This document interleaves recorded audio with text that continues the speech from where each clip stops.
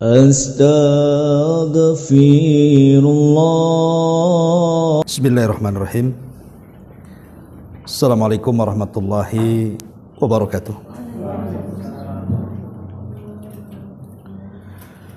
Alhamdulillah wassalatu wassalamu ala Rasulillah wa ala alihi wa sahbihi wa mawalah wa la hawla wa la quwata illa billahi wa ba'du.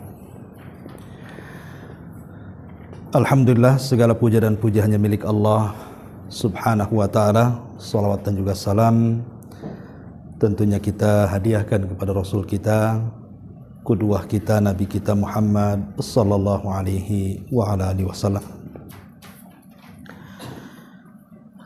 Biasa kita mengkaji kitab Arba'in Nawawi ya. Tapi siang ini kita akan membahas tema khusus tentang pentingnya kita mencari teman dalam hidup ini. Tentu teman ini kan mencakup semuanya. Baik teman hidup, maksudnya pasangan dalam rumah tangga, teman dalam bekerja di kantor, teman bermain, dan teman-teman yang lainnya. Karena Islam ini agama sempurna. Jadi semua itu dibahas dalam Islam. Sampai pun masalah pertemanan itu juga sangat dibahas dalam Islam. Sampai Nabi SAW mengatakan, la tusahib illa mu'minan. Janganlah kalian berteman kecuali dengan seorang yang beriman. Kenapa Rasul sampai mengatakan seperti itu? Karena teman itu pasti akan menarik. Dalam istilah orang Arab itu as-sahibu sahib. Teman itu pasti menarik. Boleh jadi kita yang menarik dia, atau kita yang tertarik oleh dia. Memang begitu. Orang kalau berkawan dengan orang yang dermawan, lambat laun pasti dia akan ikut-ikut juga dermawan kan itu. Kalau kita berkawan dengan orang pelit, ya lama-lama jadi pelit juga kita. Sama dengan orang yang berkawan dengan orang yang tukang gibah. Pasti lama-lama kita walaupun tidak ikut gibah pasti mendengarkan gibahnya. Dan gibah itu kan kelezatan. Yang dengar aja lezat, apalagi yang menggibahnya, lebih lezat lagi dia. Makanya kenapa kemudian Islam itu sampai mengatur soal pertemanan. Nah, untuk mendasari kajian kita ini, kita akan membawa satu hadis Nabi SAW, baru kita kembangkan ke mana-mana. Jadi ada sebuah hadis Nabi SAW mengatakan, mathalul jalisis salih wa mathalul jalisis su'i kahamilil miski wa nafikhil kiri. Permisalan teman yang baik dan teman yang buruk itu seperti berteman dengan penjual minyak wangi atau seperti berteman dengan orang yang meniup besi dalam dunia pandai besi. Fahamilul miski, adapun yang menjual minyak wangi, kata Nabi SAW, imma an yukhdiyaka, boleh jadi dia memberikan hadiah kepada kita, wa imma an tabta'a minhu, atau boleh jadi kita membeli minyak wanginya, wa imma an tajida ma'ahu rihan thayyibatan, atau boleh jadi walaupun dia tidak menghadiahi minyak wangi kepada kita, atau kita tidak membelinya, minimalnya kita kecipratan baunya. Jadi cuma 3 saja. Kalau kita berkawan dengan penjual minyak wangi, boleh jadi dia kasih hadiah minyak wanginya kepada kita, atau boleh jadi kita membeli minyak wangi dari dia, atau boleh jadi kita tidak diberikan hadiah atau tidak membeli, kita sudah kecipratan baunya. Tapi sebaliknya kata Rasul, wa nafikhul kir, adapun pandai besi yang sudah suka meniup-niup besi panas itu untuk dipandai sama dia, imma an yuhrika thiyabak, boleh jadi dia bisa membakar bajumu. Wa imma an tajida minhu raihatan khabithatan, atau engkau akan mendapatkan bau yang busuk. Jadi berteman dengan teman yang buruk itu seperti berteman dengan pandai besi. Boleh jadi kalau kita dekat-dekat, namanya pandai besi, kalau niup kan ada cipratan apinya tuh. Boleh jadi kita kena cipratannya. Ataupun kalau kita menjauh sedikit dari cipratan apinya, namanya pandai besi itu kan tidak harum, pasti bau. Kita mencium bau di sekitarnya. Lah permisalan ini bagus sekali dari Nabi SAW tentang dunia pertemanan ini. Pertama, berteman dengan minyak wangi, penjual minyak wangi. Ini kinayah kalau kita punya teman yang baik. Boleh jadi dia menasihati kita. Mungkin kita diam saja, tapi tiba-tiba dia memberikan masukan kepada kita, memberikan kebaikan kepada kita. Atau yang kedua, kita yang minta dinasihati sama dia. Tolong nasihati saya lah kan, karena kita percaya dia orang baik, makanya kita meminta nasihat dia. Ataupun kalau tidak, kalau dia orang baik dan kita tidak baik, kita terimbas harum dia. Pasti dibawa-bawa nama kita, itu siapa tuh? Itu loh kawannya si Anu, padahal bukan si Anunya yang baik kan, kawannya yang baik. Ya. Dan memang seperti itu, cuma 3 ini saja. Boleh jadi dia ngasih nasihat kepada kita, atau kita minta nasihat, atau kita kecipratan keindahan akhlak dia. Tapi sebaliknya kata Rasul, kalau teman yang buruk ya seperti berteman dengan pandai besi. Boleh jadi dia yang narik kepada maksiat dia, atau kita ikut terbawa-bawa dari segi akhlaknya. Makanya kenapa Al-Imam Ibnu Katsir rahimahullah ta'ala sampai menyebutkan satu kisah dalam surah Al-Kahfi itu, namanya kisah Ashabul Kahfi. Kisah Ashabul Kahfi ini memang menarik untuk kita ceritakan, tapi saya tidak menceritakan tentang kisahnya. Yang saya ingin ceritakan adalah kisah anjingnya. Ashabul Kahfi itu kan diikuti dengan anjing. Sampai-sampai anjing ini ketika Ashabul Kahfi masuk ke dalam gua, dia menunggu di pintu gua. Dan anjing ini bisa hidup selama Ashabul Kahfi tidur, selama 3 abad lebih. Ketika mereka meninggal, anjingnya juga meninggal. Yang ingin saya katakan, bagaimana seekor anjing yang jelas-jelas najis disebut terulang-ulang dalam surah Al-Kahfi itu. Bukan satu kali penyebutan anjing itu, berulang-ulang disebut anjing, anjing, anjing gitu kan. Kenapa kemudian anjing ini disebut padahal dia binatang najis? Rupanya anjing ini kecipratan kemuliaan Ashabul Kahfi.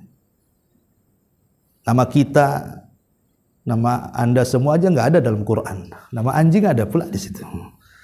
Artinya kan anjing ini menjadi mulia karena pertemanan dengan Ashabul Kahfi.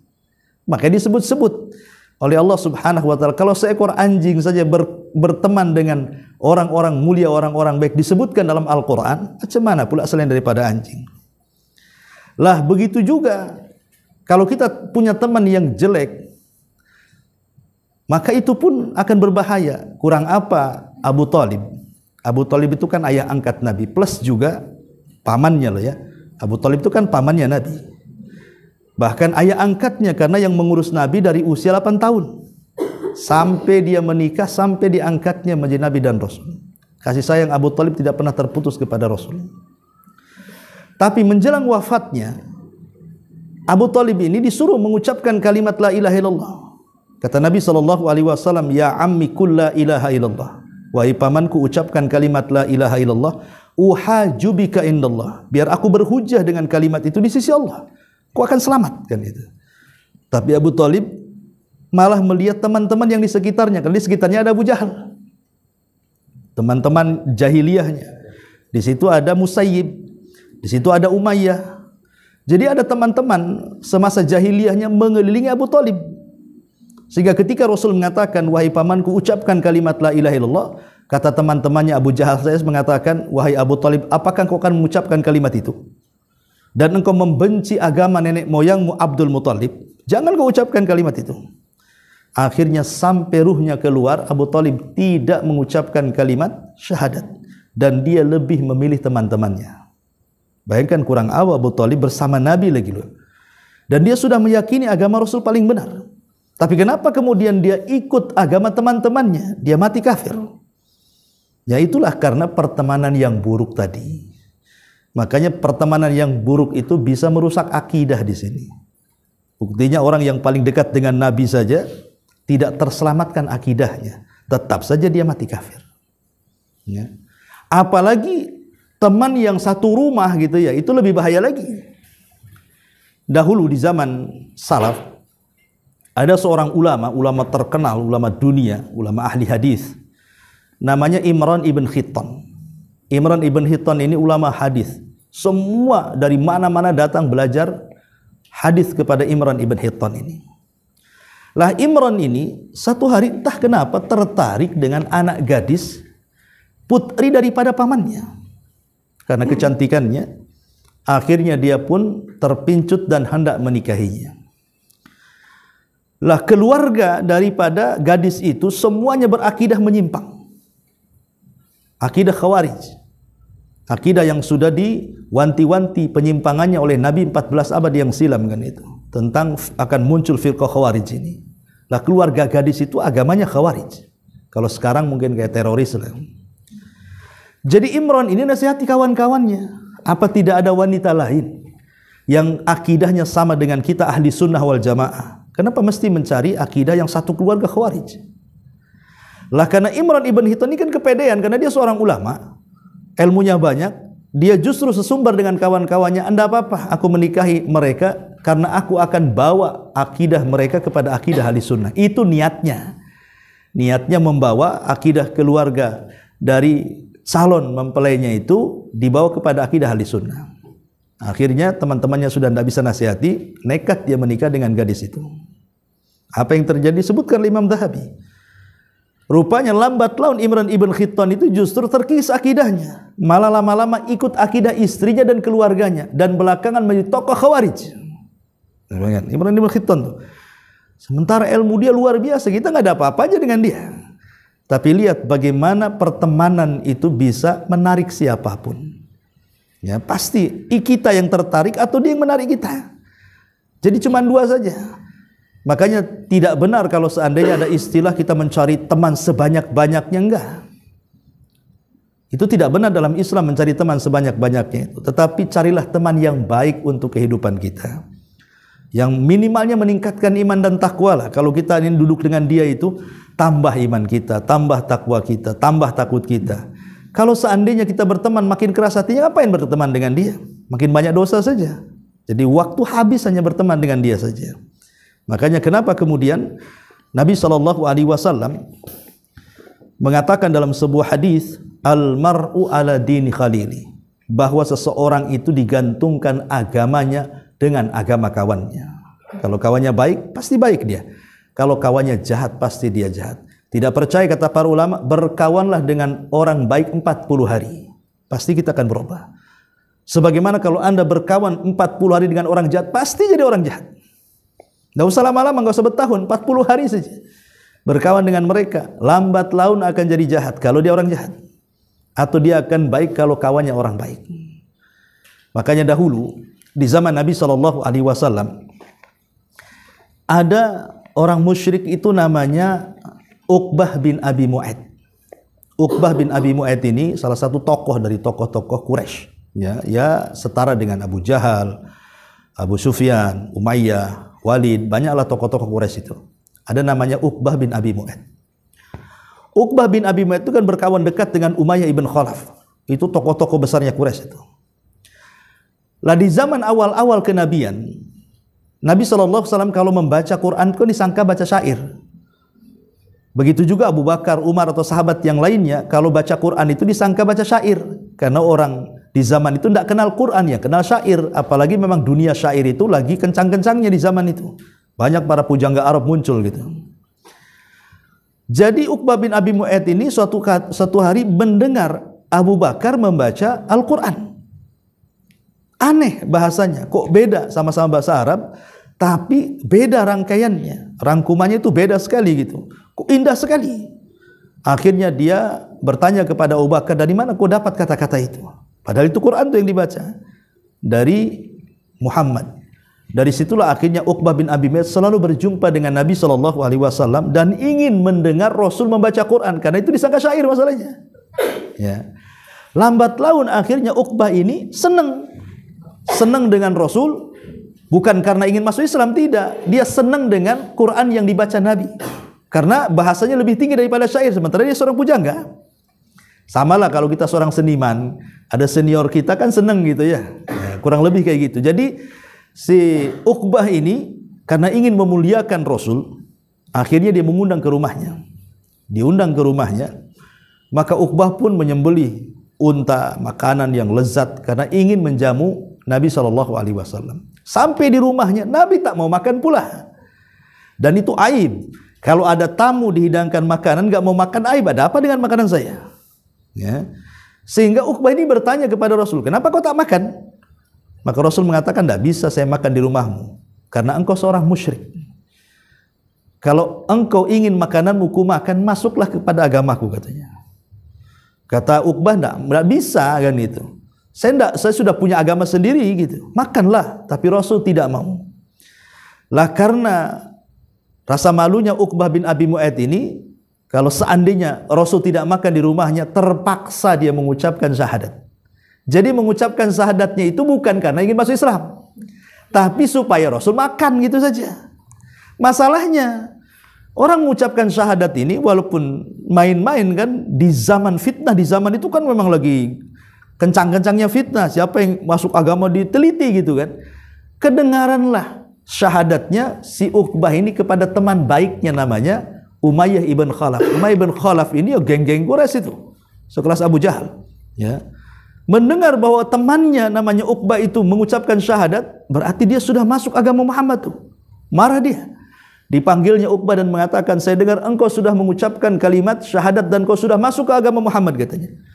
Jadi Uqbah ini berusaha untuk meyakinkan kepada Umayyah bahwa dia mengucapkan itu bukan karena ingin pindah agama, tidak, supaya saya menghargai si Muhammad, supaya makan di rumah saya, itu saja. Tapi Umayyah tidak percaya. Pasti kamu sudah masuk agama dia. Kalau begitu kita putus hubungan pertemanan kita. Lah tentu Uqbah memilih berteman dengan Umayyah karena itu teman baik dia, teman bisnis dia, teman susah dia, teman senang dia gitu. Kalau sama Nabi itu kan karena senang mendengar Quran saja. Akhirnya dia mengatakan, wahai Umayyah, kalau kau tidak percaya bahwa aku tidak masuk agama dia dan aku hanya mengucapkan kalimat syahadat itu supaya dia mau makan di rumah saya, sekarang kira-kira apa yang harus aku lakukan supaya aku tetap berteman dengan kamu dan tidak terputus pertemanan? Kata Umayyah, baik, kalau begitu hinakan si Muhammad itu. Kalau aku dengar kau sudah menghinakan dia, aku jadikan kau temanku lagi, katanya. Subhanallah. Akhirnya satu hari Abu Jahal ini sedang berada di sekitar Ka'bah bersama ya teman-temannya. Dan Rasul itu kan biasanya dia sholat depan Ka'bah dan kalau sujud lama. Jadi Abu Jahal mengatakan, sebentar lagi ini kebiasaan Muhammad pasti datang. Jam segini nih, pasti dia akan sholat depan Ka'bah dan akan sujud lama. Kata Abu Jahal, siapa yang mampu meletakkan salah jazur itu kotoran unta yang baru dibelek itu, yang masih banyak darah kotorannya itu, diletakkan di pundaknya, falahu kada wa kada, maka dia akan dapat ini dan itu. Subhanallah. Di antara anak-anak muda yang duduk di sekitar Ka'bah itu ada namanya Uqbah bin Abi Mu'ayth. Ini kesempatan menghina Rasul, membuktikan pertemanan dia dengan Umayyah. Akhirnya kemudian Uqbah langsung bangkit dan mengatakan, saya wahai Abu Jahal, katanya. Bayangkan, ingin meletakkan kotoran di pundak Rasul karena ada kesempatan ingin membuktikan pertemanan dia dengan Umayyah tuh, sama-sama kafirnya tuh. Dicarinya tuh kotoran unta, dapat pula dia. Ya. Akhirnya setelah dapat, betul-betul ketika Rasul sedang sujud diletakkan di atas punggungnya. Bayangkan tuh kotoran unta kan besar tuh, banyak, berdarah lagi. Rasul hanya diam saja lama sujud sampai datang Fatimah. Fatimah masih kecil ketika itu. Ya gimana melihat ayahnya dihinakan? Akhirnya dibersihkan sama Fatimah sampai bersih. Kemudian Rasul pun menyegerakan solatnya. Tiba-tiba Fatimah mengatakan, ya Abi ud'u ila haula, ud'u ala haula. Wahai Abi, doakan keburukan kepada mereka. Jadi Fatimah meminta kepada Rasul agar Rasul mendoakan keburukan orang-orang di sekitar situ, terutama Abu Jahal dan Uqbah dan orang-orang yang mentertawakan Rasulullah SAW ketika diletakkan kotoran di atas pundaknya tuh. Maka Rasul pun melaknat satu-satu. Ya Allah laknatlah Abu Jahal, ya Allah laknatlah Umayyah, ya Allah laknatlah, semua dilaknat sama Nabi. Subhanallah, doa Rasulullah SAW mustajab. Ketika terjadi perang Badar, semua yang mengejek Rasul di situ semua meninggal di perang Badar. Dan Uqbah yang meletakkan kotoran tertangkap menjadi tawanan, kemudian dia disalib dan dibiarkan mati di tiang saliban, dan dialah orang yang pertama disalib dalam Islam tuh, karena dia menghina Nabi. Uqbah bin Abi Mu'ayth. Dari sini turun ayat surah Al-Furqan 27 tuh. Allah mengatakan yauma ya'adzu zalimuna ala yadayhi yaqulu ya laitani ittakhadtu ma'ar rasuli sabila. Dan sebagian orang-orang zalim itu kelak pada hari kiamat mereka akan menggigit jari mereka dan mengatakan, duhai kiranya dulu aku berteman dengan Rasul. Kenapa aku berteman dengan orang-orang jahiliyah itu? Ya. Lah dari sini kita lihat bagaimana sosok Uqbah bin Abi Mu'ayth ini kan sudah sebentar lagi dapat hidayah itu sebenarnya. Walaupun dia mengucapkan syahadat main-main kan itu supaya Rasul mau makan, tapi di situ sudah terpintu tuh jalan hidayah itu sebenarnya. Kalau terus-terusan bersama Nabi SAW, yakin dia akan masuk Islam tuh. Tapi karena dia punya teman buruk namanya Umayyah, akhirnya balik lagi ke jahiliyahnya yang lebih parah lagi, menghina Nabi. Bayangkan ya, lah itulah hati-hatinya pertemanan dengan teman yang tidak baik dalam Islam itu. Makanya banyak faedah yang disebutkan oleh para ulama kalau kita mendapatkan teman yang baik. Saya akan bacakan ya. Pertama, disebutkan dalam Sahih Bukhari. Jadi ada seorang Arab Badui datang kepada Rasul dan mengatakan, Rasul, kapan kiamat? Ya. Kata Nabi SAW, wa ma'adatta lahu, tanya kiamat, emang apa yang kau persiapkan? Maka orang ini mengatakan, la syai' ya Rasul, aku tidak punya apa-apa untuk saya persiapkan menjelang kiamat, katanya, kecuali aku sangat mencintai Allah dan dirimu. Apa kata Rasul? Anta ma'aman ahbabta, maka engkau akan digolongkan bersama idolamu, bersama temanmu. Jadi kalau seandainya kita berteman dengan teman yang baik, maka kita akan digolongkan orang-orang baik, itu maksudnya. Tapi kalau kita berteman dengan orang-orang jahat, ya digolongkan dengan orang-orang jahat. Termasuk ketika memilih idola. Ya, idola kita siapa kan gitu. Kadang-kadang anak-anak muda kita lihat, ada yang mengidolakan pemain sepak bola, ada yang mengidolakan ya pemain motor-motoran dan begitu seterusnya kan. Kadang-kadang dia pikir agama dia apa? Main pajang aja di rumah dia. Entah dia ateis, entah dia apa kan itu. Lah ini kan salah mengambil idola dia. Padahal idola kita ini tidak kurang-kurang dalam Islam dari para sahabat, dari para tabi'in, dari para ulama kan itu. Kenapa orang-orang kafir jadi idola? Maka Rasul mengatakan, Anda akan bersama idola Anda di neraka, katanya. Nauzubillah, ya. Ini yang pertama. Yang kedua, teman yang baik itu bukan hanya manfaatnya di dunia, tapi juga di akhirat. Hasan Al-Basri sampai mengatakan, istakthiru min sahibikumus salih. Perbanyak oleh kalian teman-teman yang baik. Fa innahu yanfa'ukum yaumal qiyamah, karena kelak teman-teman yang baik itu akan menjadi manfaat bagi kita di akhirat. Ketika Nabi SAW bercerita tentang sukul jannah, di surga itu ada pasar.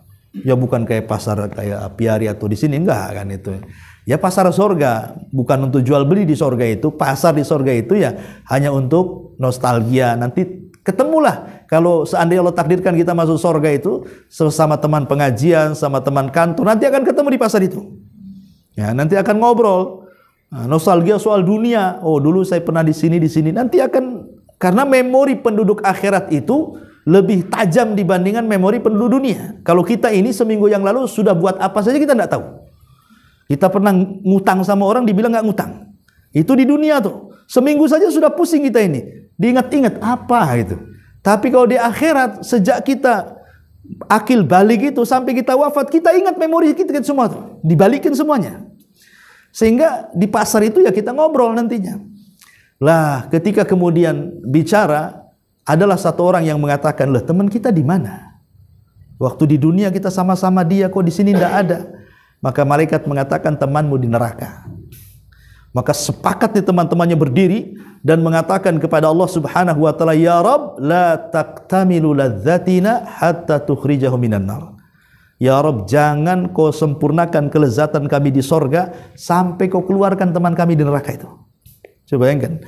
Jadi teman-teman yang baik di sorga itu jadi syafaat tuh. Sampai teman kami Yang di neraka itu keluar. Maksudnya teman yang beriman ya, bukan kafir. Kalau kafir kan tidak bisa keluar dari neraka ya. Artinya teman-teman yang jahat, yang masih ada keimanan, akhirnya dikeluarkan dari neraka. Kenapa dikeluarkan? Sebab syafaat teman-teman yang di surga tuh. Jadi teman yang baik akan menjadi syafaat bagi kita pada hari kiamat. Ini yang kedua. Kemudian yang ketiga, akan selamat dari fazaul akbar, rasa takut yang luar biasa ketika kita dikumpulkan di padang mahsyar. Dan itu disebutkan di dalam surah Az-Zukhruf ayat 67. Allah mengatakan al-akhillau yawma idzin ba'duhum li ba'din adu illal muttaqin. Dan teman-teman pada hari kiamat kelak di padang mahsyar itu, sebagian mereka akan menjadi musuh bagi sebagian yang lainnya kecuali teman-teman yang bertakwa. Maksudnya begini. Saat manusia dibangkitkan itu, manusia itu akan lari. Istri lari dari suaminya, suami dari istrinya, anak lari dari orang tuanya, orang tua dari anaknya, teman-teman akan lari dari teman-temannya, nggak mau ketemu. Dan itu digambarkan dalam Al-Quran, yauma yafirul mar'u min akhi wa ummihi wa abihi wa sahibatihi wa banih likulli imri'im minhum yauma idzin sya'nun yughni. Pada hari itu manusia lari dari temannya, lari dari ibu bapaknya, lari dari anak dan pasangannya, masing-masing sibuk dengan sendiri-sendirinya. Sebuah pertanyaan, kita di dunia ini, kita kan kalau berjumpa dengan lama nih, ibu-ibu atau hadirin yang hadir di sini, kalau seandainya lama tidak pulang kampung, kemudian berjumpa dengan saudara kan rasanya kangen, enak gitu, pengen ketemu kalau bisa itu. Tapi di akhirat tidak mau ketemu. Kenapa coba? Kenapa nggak mau ketemu suami dengan istri, istri dengan suami, anak dengan orang tua dengan anak? Karena dikhawatirkan sesama mereka punya hak yang belum terbayar di dunia. Boleh jadi mungkin seorang suami kurang haknya kepada istri, atau sebaliknya, atau anak kurang haknya kepada orang tua, atau sebaliknya, atau teman pernah melakukan kezaliman kepada kawannya, atau sebaliknya. Jadi di akhirat itu takut pahalanya diambil, ya, karena takut pahalanya diambil, makanya mereka lari, tidak mau ketemu. Istri dengan suami nggak mau ketemu gitu ya, karena takutnya diambil, karena pada hari itu kan sibuk masing-masing tuh. Ya. Lah kecuali kata Allah Subhanahu wa taala illal muttaqin, kecuali orang-orang yang bertakwa. Mereka tidak akan lari. Karena orang yang bertakwa itu tidak punya hutang sama orang. Ya, tidak mungkin pahalanya diambil atau mengambil pahala orang.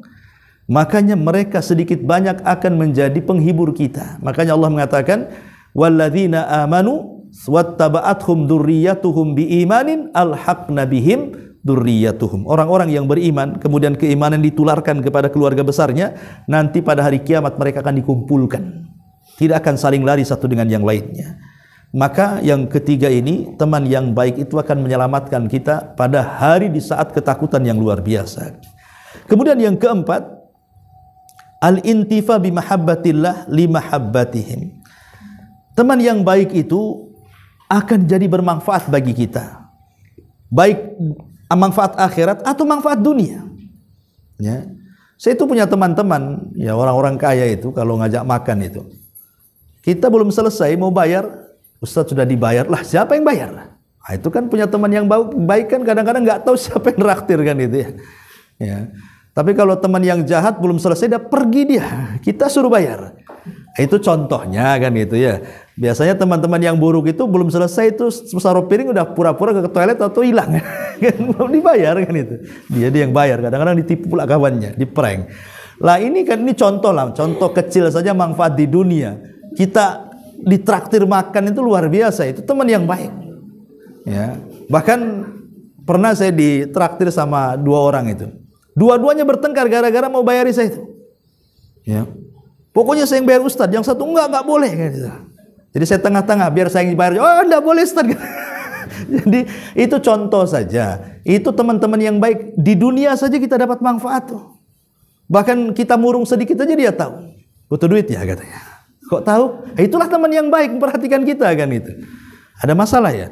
Tapi teman yang jelek, kalau murung makin jauh, nanti itu dekat-dekat pinjam duit pula dia. Contoh ya kan. Itu kadang-kadang seperti itu. Di dunia saja dirugikan tuh kalau teman yang buruk itu. Ya, tapi kalau teman yang baik itu pasti akan disenangkan, pasti akan dapatlah manfaatnya gitu. Itu dunia, apalagi akhirat. Ya, ini contohnya bahwa yang keempat bahwa kita mendapatkan manfaat dari kecintaan dia.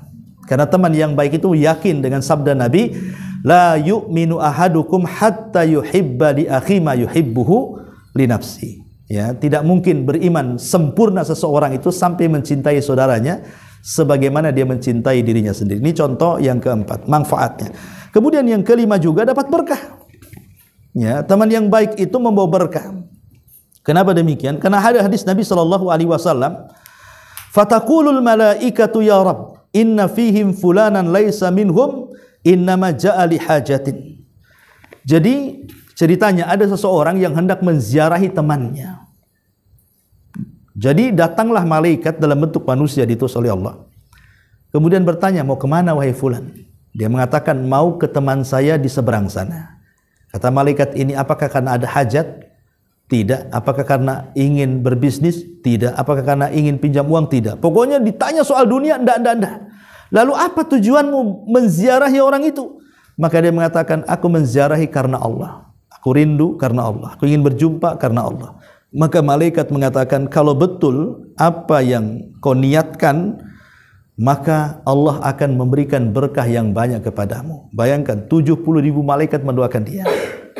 Ini contoh seandainya kita berteman itu memang karena Allah. Tapi kebanyakan sekarang, zaman sekarang kayaknya jarang berteman karena Allah itu. Pasti ada maunya tuh. Ya kan? Mesti ada maunya itu. Apalagi kalau senyum, ada apa ini? Biasa tak senyum kok senyum katanya kan. Ini pasti ini. Apalagi dah dekat-dekat muji-muji, nyanjung-nyanjung. Aduh. Ini alamat dompet dijauhkan aja kan. Jadi ini contohnya teman yang baik itu membawa berkah. Kemudian juga yang keenam, bahwa teman yang baik itu akan membawa ta'assur, pengaruh yang luar biasa. Salah satunya adalah min thimari suhbatil abrar la ta'assuru bihim wal iqtida bisuluki. Minimalnya pengaruh teman yang baik itu kita meniru akhlak dia, gaya dia gitu ya, pergaulan dia, dan begitu seterusnya. Ibadah dia itu pasti ada terpengaruh, walaupun tak banyak pasti terpengaruh tuh. Namanya teman kemana-mana. Tadinya tidak sholat nih, temannya suka sholat.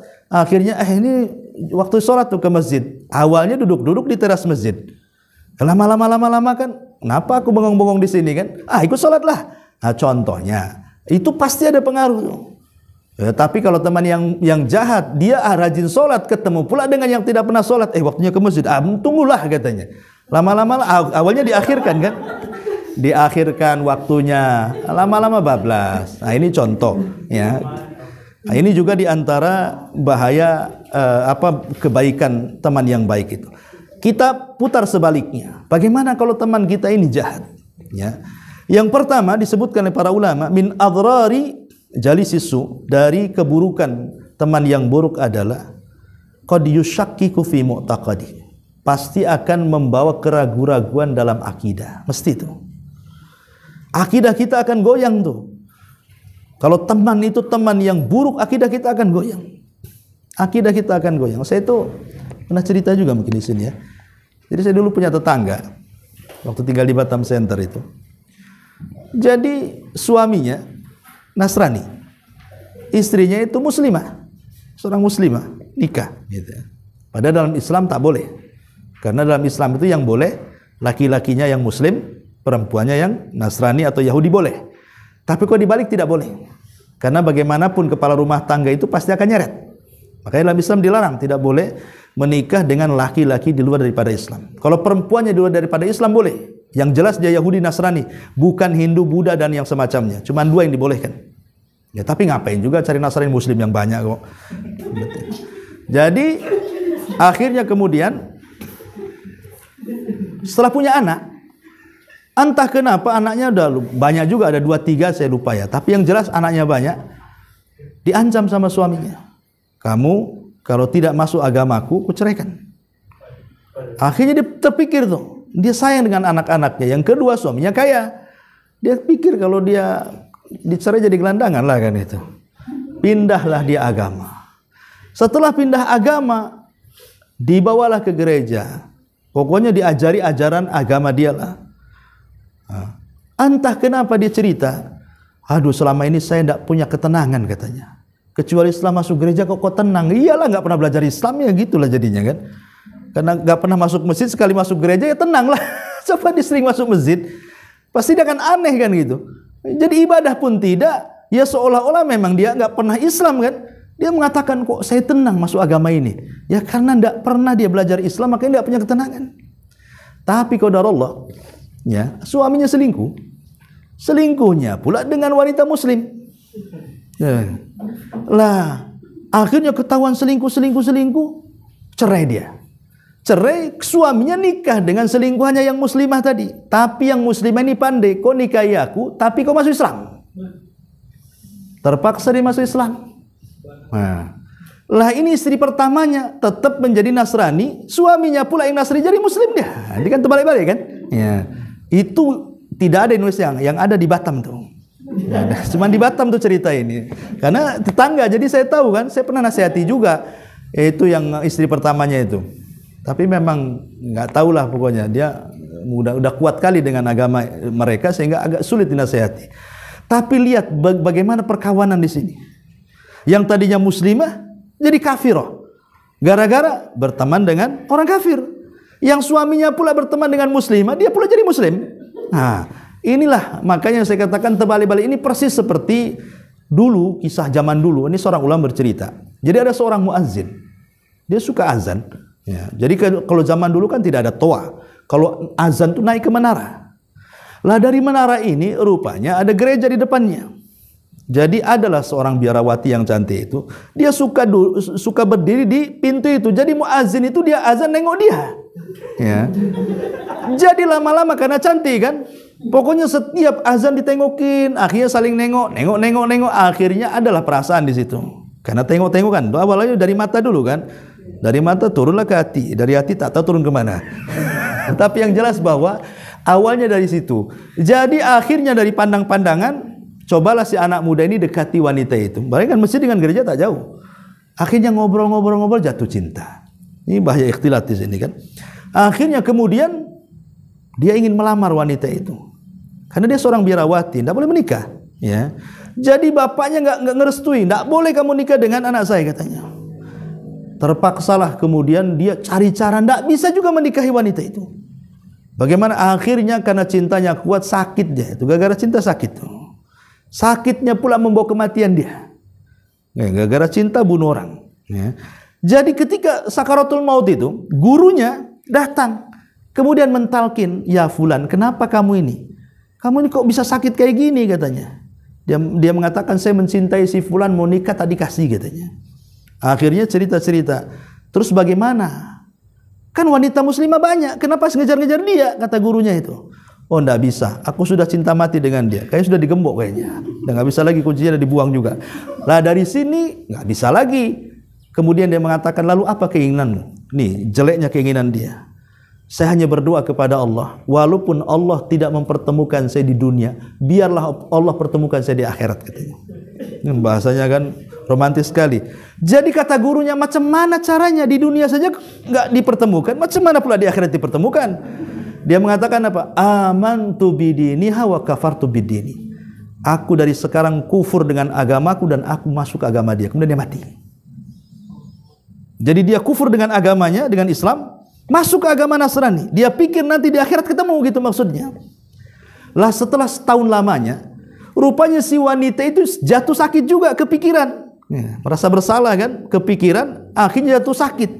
Nah, lah datanglah gurunya anak muda ini kepada wanita ini. Kata wanita ini, kau tahu juga bagaimana rasa cintaku kepada dia katanya. Ya kenapa? Ya kalau di dunia aku tidak bisa ketemu, di akhirat minimalnya ketemu. Loh gimana caranya? Aku kufur dengan agamaku, aku ikut agama dia. Lah kan terbalik-balik. Yang satu masuk Nasrani, yang satu pula masuk Islam kan. Lah cemana di dunia aja nggak ketemu, secara akidah di akhirat pula ya nggak mungkin ketemu lah. Lah ini kan persis kisahnya seperti ini. Makanya hati-hati ya dalam memilih kawan itu, karena bisa merusak akidah. Ini contoh yang pertama. Yang kedua juga disebutkan di sini minimalnya teman yang buruk itu.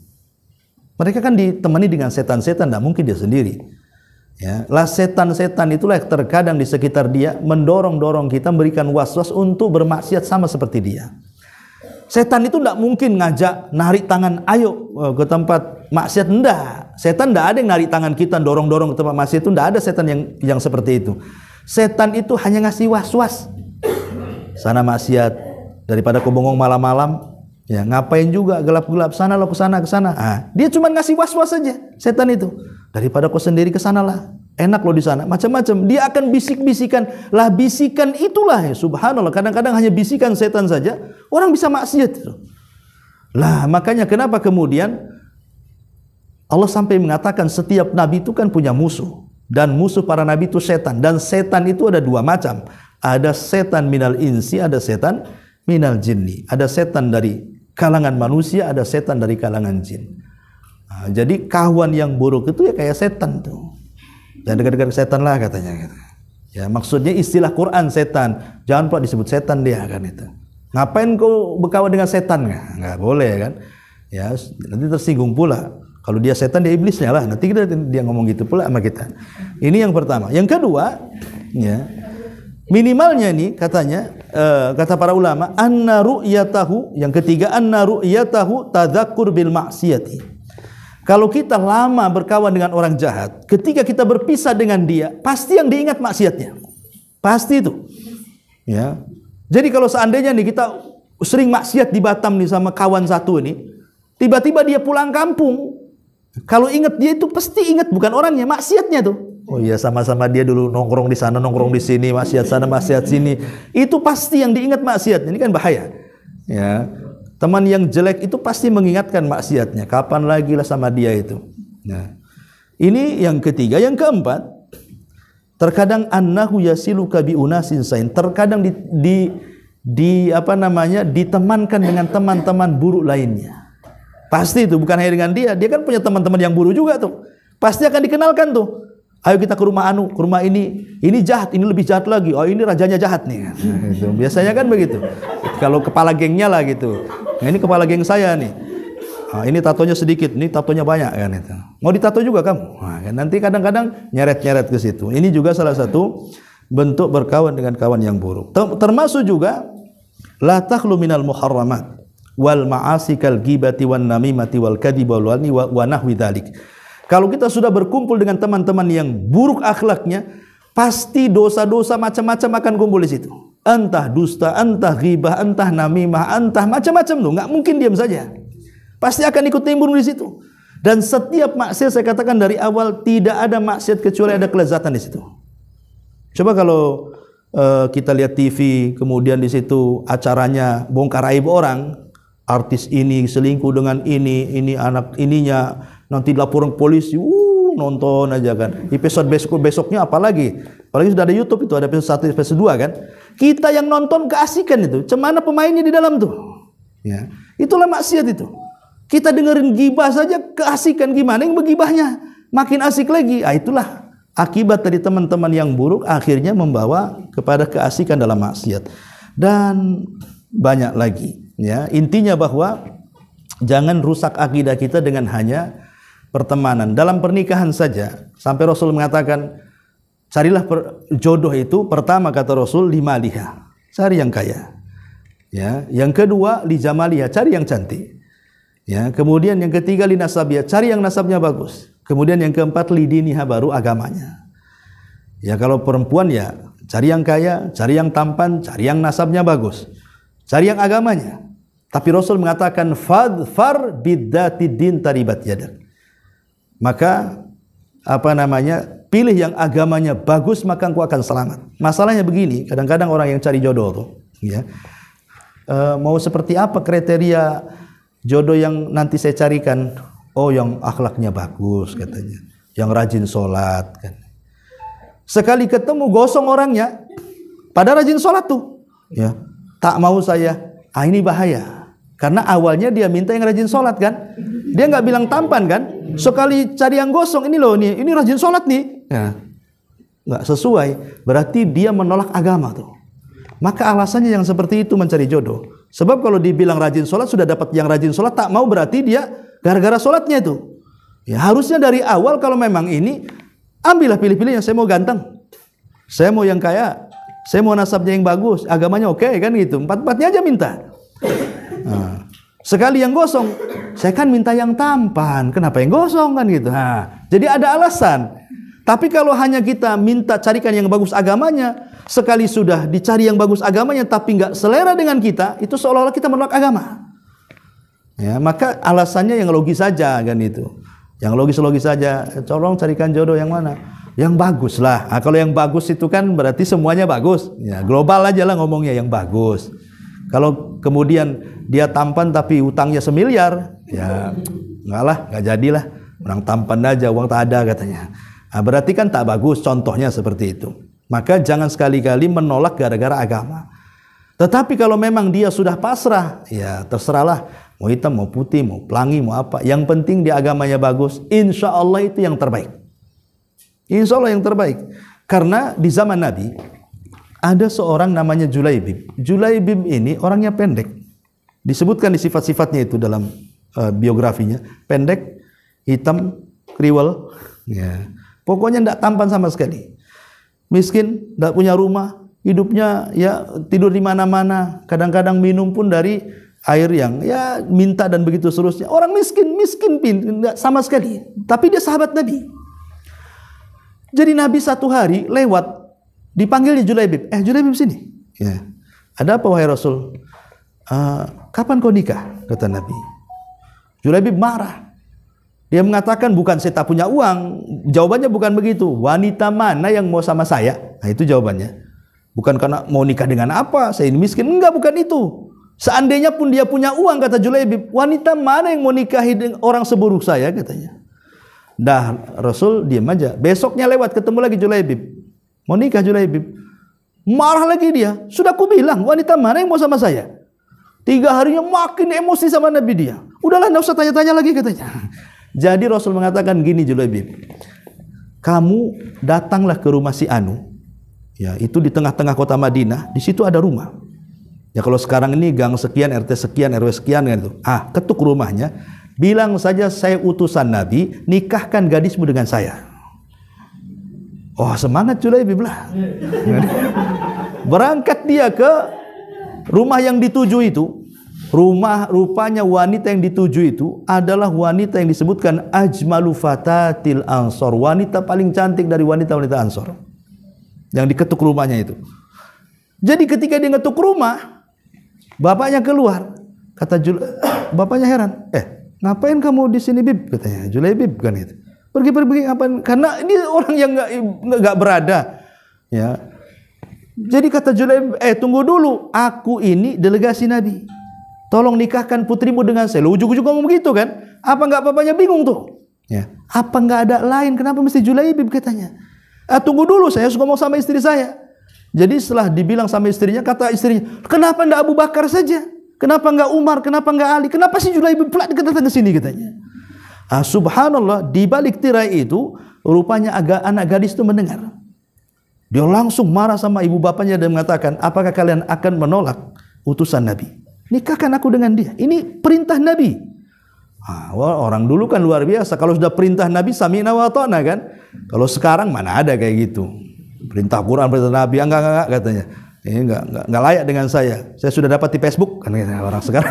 Kan kata orang tuanya mau yang bagus pun dibilang sudah dapat di Facebook, sudah dapat di TikTok katanya.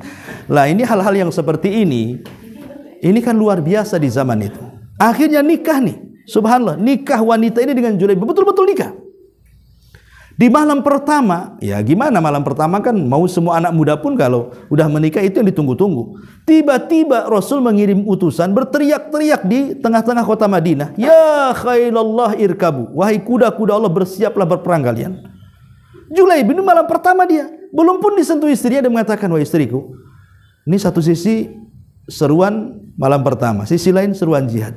Boleh nggak aku jihad, katanya. Ya kata istrinya, nggak apa-apa. Subhanallah, belum disentuh istrinya dia memilih jihad. Setelah perang meninggal pula dalam peperangan. Coba kalau seandainya anak-anak muda ini di posisi Julaibib, ini mending perang atau di malam pertama? Nggak yakin saya kalau perang itu. Perangnya ya di kamar ya, bukan perang di medan jihad kan. Akhirnya kemudian meninggal. Selesai jihad, Rasul mengumpulkan pasukan kan. Mana pasukan ini? Sudah lengkap? Sudah wahai Rasul. Enggak ada lengkap. Ini pasti ada kurang satu ini. Siapa Rasul? Mana Julaibib? Sahabat tidak ada yang kenal juga Julaibib karena kemiskinannya, nggak dikenal. Ada Julaibib ikut loh di sini, cari dia. Akhirnya dicari, rupanya dia sudah mati syahid. Di sekelilingnya ada 7 orang musyrik dibunuh dia. Ya, Maka Rasul mengambil kepala Julaibib, meletakkan di pahanya dan mengatakan, ya Allah, Julaibib bagian daripada aku dan aku bagian daripada dirinya. Ini contoh saja, ya, bagaimana keberkahan walaupun tidak dipandang secara fisik, tapi lihat agamanya, akhirnya dia mati syahid. Itu mati yang luar biasa, ya. Ini diantara pertemanan, pengaruh-pengaruh teman yang baik dan juga pengaruh teman yang buruk, baik dalam lingkungan keluarga, masyarakat, di kantor dan begitu seterusnya. Makanya dahulu ada seorang ulama namanya Abdullah ibn Mubarak. Abdullah ibn Mubarak itu kalau safar haji, ya, itu banyak orang yang mengikut dia. Kenapa? Karena diongkosi sama dia. Diongkosi sama dia. Jadi karena dia kan orang kaya, dia ulama, dia orang kaya juga. Abdullah ibn Mubarak itu terkenal. Seandainya dibagi-bagikan kekayaannya untuk sepertiga penduduk Irak itu sudah cukup. Karena dia saudagar kaya, plus juga ulama. Ulamanya para ulama, itu Abdullah bin Mubarak itu. Kalau dia haji, satu kampung di bawah dia ngongkosi. Ya. Yang kedua, sepanjang perjalanan dia ngasih syarat. Kalian boleh safar dengan aku, tapi ikut aturanku. Aku yang masak. Kemudian, aku juga yang melayani kalian sampai ke Mekah dan pulangnya. Sudah diongkosi, dia yang masak, dia yang melayani. Coba. Kan enak teman kayak gini nih.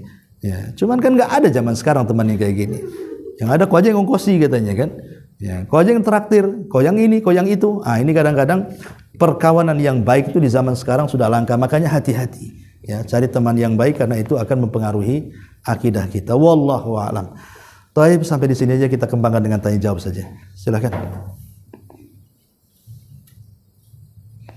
Kalau ada yang bertanya silakan.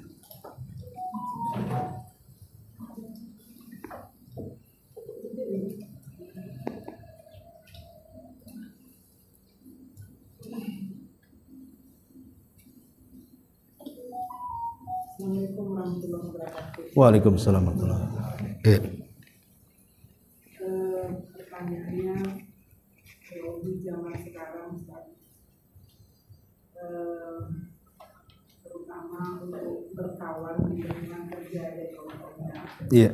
Banyak kan lingkungan kerja ini kan laki dengan perempuan itu sulit untuk mencari kita di mana, misalnya kita perempuan ada yang karyawannya, laki-laki ya. Nah, jadi lingkungan seperti itu sangatlah sulitnya. Jadi artinya apa? Lingkungan kerja kita ini kan campur baur lah. Sehingga misalnya ya kita berteman lah dengan teman-teman yang berlainan ilmu kita, jenis. Nah kadang-kadang ada kita merasa gimana ya, kecocokan mungkin. Nah ini bagaimana menyikapi dan batasannya yang aman gitu. Iya. Udah? Iya, sudah, alhamdulillah. Salatu wassalamu ala Rasulillah. Ada kasus ya. Jadi ini memang kisah nyata karena orangnya yang curhat dengan saya gitu ya. Jadi ada seorang suami curhat tentang istrinya. Rumah tangga dia sudah 15 tahun. Jadi memang di pupuk itu luar biasa, sampai dari tidak punya rumah jadi punya rumah, sampai tidak punya anak, anaknya juga udah banyak, sampai mapan betul lah, boleh dikata mapan lah kalau ukuran Batam ini. Tiba-tiba kemudian bermasalah dengan istrinya. Jadi karena ada masalah lah, kebetulan istrinya ini kan bekerja juga. Nah di kantornya juga ya ada laki-laki juga di situ. Jadi karena dia orang awam, curhatlah rumah tangga dia dengan salah satu karyawan di kantor dia laki-laki. Curhat. Lah yang namanya laki-laki ini mungkin ngasih solusi. Ya mungkin namanya baru ya satu kantor kan kita tidak tahu belangnya, tidak tahu apa, ya taunya di kantor kadang-kadang ya baik orangnya, di luar kan tidak tahu gitu ya. Kadang-kadang kamu kamuflase aja di kantor bagus, di luar pula jahat gitu. Ya dia nasihat baik.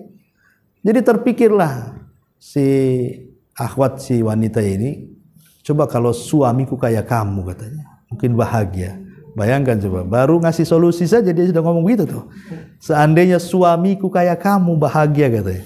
Lah suaminya sudah 15 tahun sama dia, ngasih anak, kasih rumah, kasih ini yang baru pertama bisa dipuji pula kan? Otaknya di mana coba? Tak ada otak ya. Ya. Ini kadang-kadang pengaruh ikhtilat kan. Padahal hanya curhat aja. Curhat sekali dua kali dijawab, dia sampai ngomong begitu. Sampai ngomong begitulah, suami ini cerita. Loh, kebaikan saya selama 15 tahun gak dianggap. Kok dia gak pernah memuji saya Ustaz selama 15 tahun. Kenapa dia curhat sama laki-laki, dia muji pula laki-laki itu. Padahal dia gak ngasih rumah, gak ngasih uang, gak ngasih makan, gak ngasih apa. Saya ngasih semuanya. Lah itu kadang-kadang bahayanya setan itu di sini. Itu kalau satu ruangan, ya kalau sudah dia orang awam, sama-sama orang awam. Bahkan ada juga na'udzubillah, ada orang PT di Kuningan itu, sampai dia nangis-nangis waktu Ramadan kalau nggak salah. Tapi udah lama kok kejadiannya. Dia sholat taraweh di masjid. Setelah sholat taraweh dia datang. Ustaz ada waktu nggak? Ada, saya bilang kan. Ayo ke rumah aja. Oh, nggak usah lah, malu. Jadi di mana? Ya di gelap-gelap aja katanya. Minta di gelap-gelap dia kan. Ya sudahlah, curhat kamu apa? Tiba-tiba dia nangis ini ikhwan ini. Nangis, kenapa? Nggak tahu, saya merasa berdosa terus dia. Sudah. Jadi saya bilang, ya kalau kamu percaya dengan saya, ya ceritakan saja. Mudah-mudahan saya kasih solusi. Tapi kalau nggak percaya dengan saya, nggak usah ceritalah. Simpan aja rahasiamu. Sudah, kamu datang untuk nangis saja sama dia kan.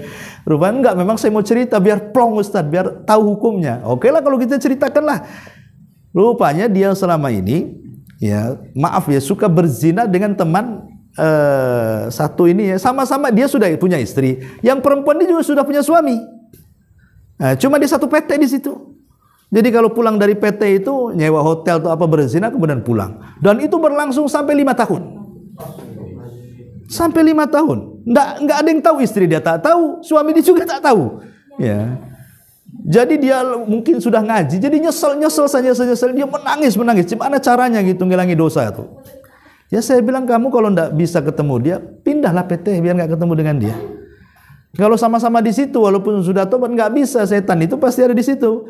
Bagus pindah, atau pindah daerah, atau pindah tempat, pindah apa kan gitu. Nah, jadi terakhir ya waktu itu kan mungkin dia sudah jenuh, ya takut juga dengan istrinya, mungkin dia pun takut juga dengan suaminya wanita itu. Wallahu alam sampai hari ini gimana ceritanya? Episodenya tergantung ya. Karena habis itu pisah, nggak ketemu lagi sama saya itu. Dia hanya minta hukumnya, saya bilang nggak boleh kayak gitu. Dalam Islam kalau sudah mati dirajam nih sebelah. Sudah.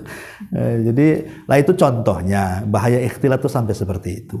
Ya kalau orang punya batasan-batasan dalam sebuah pekerjaan, bisa menjaga batasan-batasan laki-laki dan perempuan, ya saya kira kalaupun bertemu ya sebatas pekerjaan, tidak lebih daripada itu ya. Yang kedua juga masing-masing menjaga aurat, saya kira insya Allah tidak ada masalah kan itu. Ya tapi masalahnya kalau sudah berdua-duaan pasti yang ketiganya iblis, itu masalahnya. Gak mungkin kalau udah berdua itu cuman berdua, pasti ada setannya di situ. Pasti ada setannya. Setan yang bahaya. Nah, dia kan ngasih was-was kan itu. Lah ini yang contoh yang sudah punya suami istri bisa tergoda, macam mana yang belum? Ya kalau ada kecocokan kawin aja lah. Kapan kita nikahkan nanti? Kalau yang bujangan sama yang gadis kan biar serasi, nggak ada lagi maksiat. Ya, tapi kalau memang tidak bisa dipertemukan, ya minimalnya lah kemungkaran kan kalau tidak bisa dihilangkan 100% kan diringankan. Ya, kita kan contoh riba nih. Siapa yang bisa lepas dari riba? Saya, Anda pun tidak bisa lepas dari riba. Tapi ini minimalnya diringankanlah dosa itu, jangan difulkan. Nah, diringankan, ringan. Gimana menghindar. Ya kita seperlunya saja berkomunikasi soal pekerjaan, lebihnya sudahlah. Jadi memang betul-betul profesional gitu ya, profesional dan proporsional gitu ya istilahnya. Wallahu a'lam.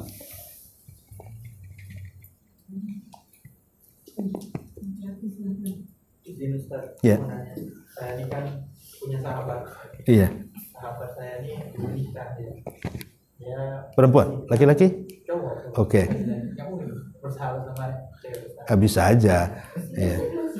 Jadi sahabat saya ini cowok ini, kami ini memang saling mengingatkan tentang surga gitu. Masjid gitu. Tapi dia, saya tuh bingung. Nah, saya nasihatin berkali-kali, tapi dia pacaran sama orang Kristen. Saya udah kasih tahu pacaran itu udah salah, tambah lagi sama Kristennya salah, lebih salah lagi. Iya ya. Kuadrat jadinya. Nah, itu gimana Pak Ustaz cara saya ngasih tahu dia itu Pak Ustaz? Gimana jam?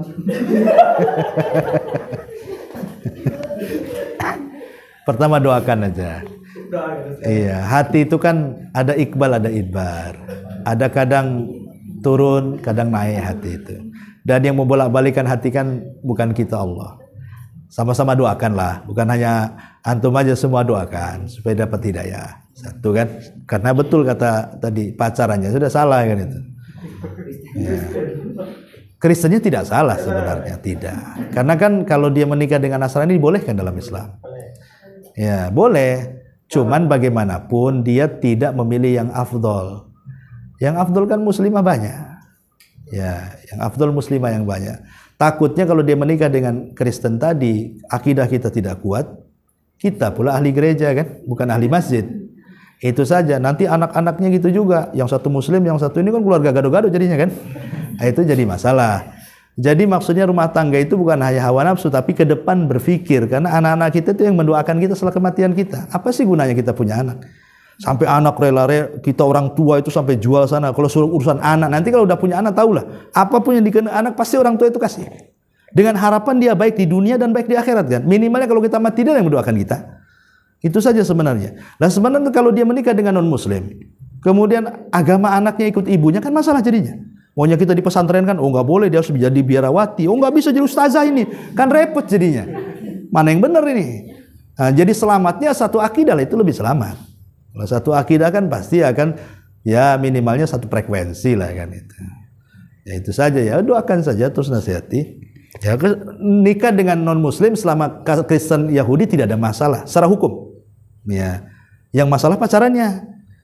Nah, kalau sudah cocok nikah kenapa kan itu? Dan itu lebih enak daripada pacaran dulu 10 tahun udah pacaran atau nikah tak jadi. Ya, itu kan nggak enak tuh. Gitu lama pacaran itu nggak enak. Ya. Wallahu a'lam. Menyambung pertanyaan. Iya. Tadi Fadil, misalnya yang seperti itu saja, misalnya taruh lah, dia ini sudah masuk Islam. Nah, terus sudah masuk Islam dia berarti kan sudah inilah. Mualaf. Sudah mualaf lah. Nah, ya mungkin kan kalau fenomenanya ada banyak yang balik itu agama. Atau ya taruhlah mungkin balik lagi itu banyak kejadian dan kemungkinan 50%. Tapi kalaupun tidak balik misalnya sama-sama sudah sama seiman, tapi kan dari keluarganya salah satu keluarga kan besanan lah, itu satu keluarga besarnya masih agamanya. Iya. Nah, jadi dalam hal ini misalnya ya taruhlah kita selaku orang tua kan berpikirnya seperti itu sama besan-besanan gitu. Iya, iya. Ke depan cucunya satu, ya tidak mungkin lah dengan keluarga besanan itu kita sesama besan tidak berkomunikasi, tidak akan bermuamalah. Iya. Nah jadi misalnya nih pertanyaan yang Fadil tadi itu, kalau kita orang tua misalnya tidak mengharapkan kalau cari yang lain, itu tindakan seperti itu tindakan yang tepat atau seperti apa? Ya kalau orang tua kan tahu maslahat anaknya ya. Kalau kata orang tua cari yang lain ya orang tua lebih paham maslahatnya. Bahkan ada juga yang orang tua itu anaknya nikah dengan Nasrani itu sampai diusir sama orang tuanya kan. Karena memang sudah dididik baik-baik, diajari ngaji, ke masjid. Totok udah besar, namanya kadang-kadang anak ABG ini kan nggak terpikir ya kan. Terpikirnya itu nanti kalau udah tua punya anak, baru terpikir dia. Kalau anak-anak ABG mana? Tahunya hanya ya suka-suka, cinta-cinta gitu aja kan. Pengen nikah, udah nikah. Kalau sudah punya tanggung jawab baru dia terpikir itu. Nah ini kadang-kadang yang harus dipahami, karena bagaimanapun rumah tangga itu bukan menyatukan dua nafas saja suami istri, tapi kan menyatukan dua keluarga besar. Makanya Allah mengatakan inna khalaqnakum min dzakarin wa untha wa ja'alnakum syu'uban wa qabaila lita'arafu kan itu. Kami jadikan laki-laki perempuan berpasang-pasangan itu supaya saling mengenal. Bukan hanya mengenal kita dengan calon kita hari-hari sudah kenal kan gitu. Bukan itu, tapi menggunakan dua keluarga besar. Antara keluarga kita laki-laki dengan keluarga perempuan, itulah jadi keluarga besar di situ. Lah kalau beda akidah kan susah mau jadi keluarga besar. Gimana caranya? Kita umpamanya di sana sedang Natal, Tidak mungkin kita ikut Natal. Sebagaimana kita sedang Idul Fitri, dalam akidah mereka juga nggak mungkin dia hadir di Idul Fitri kan. Itu dalam acara-acara besarnya nggak ketemu tuh. Nah ini kan menyiksa jadinya. Nanti lagi punya keturunan gitu lagi, jadi gado-gado jadinya. Makanya kenapa dalam Islam itu ada pilihan fadfar bidzatid din taribat yadak. Tidak kurang stok kok perempuan-perempuan Islam yang baik-baik itu. Kenapa cari yang Nasrani? Ya. Jangan dipelet gitu kan. Taklah nggak dipelet Ustaz, memang dia cantik kayak gitu. Ini yang dijodohkan saya jelek pula, cemana saya beli yang cantik. Itu kadang-kadang kalau laki-laki kan biasanya lebih ke paras kan itu. Dia agama nomor berapa? Ya, disodorkan nih hafal Quran tapi jelek. Ini cantik tapi idiot, pasti laki-laki pilih idiot. Ya, karena cantik dia. Dan ini ceritanya Qabil dengan Habil kan. Lihat tuh, kenapa si Qabil tuh sampai menentang bapaknya Nabi Adam kan? Karena lihat pasangannya kembarannya si Habil jelek, dia nggak mau. Bagus kembaran saya cantik katanya. Nah, kadang-kadang di situ pula tuh. Ya, tapi insya Allah kalau umpamanya mau yang ngaji bahasanya ya, terus punya pengetahuan agama, dibukakan hidayah, pasti dia akan memilih. Yang cantik orang Islam juga banyak kok. Ya, insya Allah banyak itu. Kalau kita ini mau menghendaki kebaikan, pasti Allah cari jalan yang baik itu. Tapi kalau tidak keinginan kebaikan ya buntu jalan kebaikan itu pasti. Ya, niatlah kebaikan. Selama kita niat kebaikan maka kita dalam kebaikan. Begitu kaidahnya. Wallahu a'lam. Sudah cukup ini jam berapa? Ya udah hampir asar. Sudah sampai di sini. Mudah-mudahan ada manfaatnya. Kita doa